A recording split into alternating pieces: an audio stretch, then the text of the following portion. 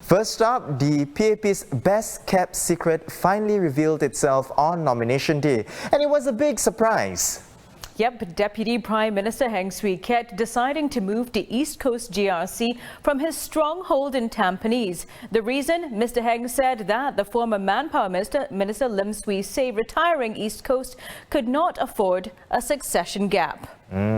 On day 2 of the campaign, representatives from 4 parties met for a television debate, and boy, did that sparks fly. They sure did, Haryanto, and here's the heated exchange between PAP's Dr. Vivian Balakrishnan and SDP's Dr. Chee Soon Juan over Singapore's population size.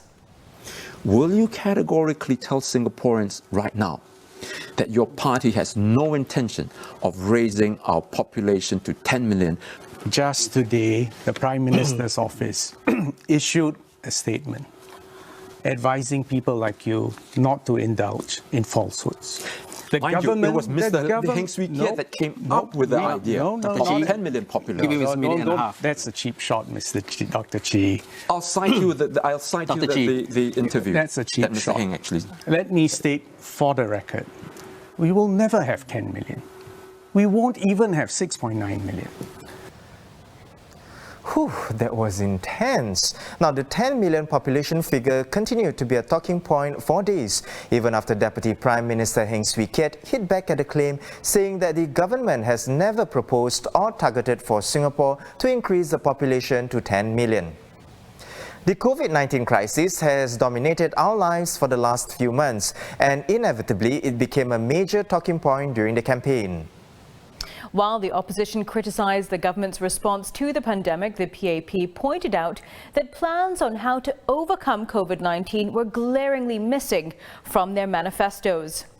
Another issue that sparked debate was the non-constituency MP scheme that awards seats in Parliament to the best-performing losing opposition candidates. James Lim of the Workers' Party was among opposition candidates urging voters not to give the PAP a blank cheque.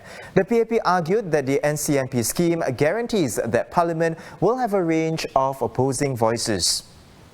Last Sunday, Workers' Party candidate for Sengkang GRC, Ms. Raisa Khan, was thrown into the spotlight after 2 police reports were lodged against her for comments she made online on race and religion.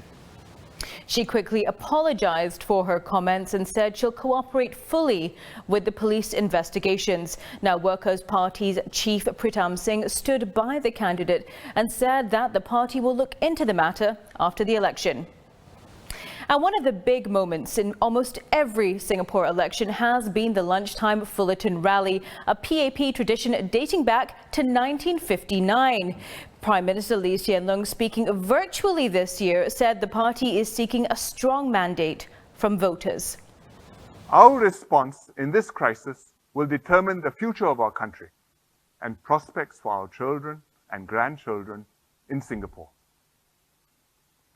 You have my word.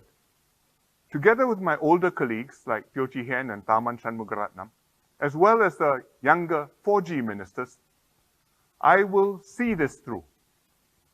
I'm determined to hand over Singapore intact and in good working order to the next team.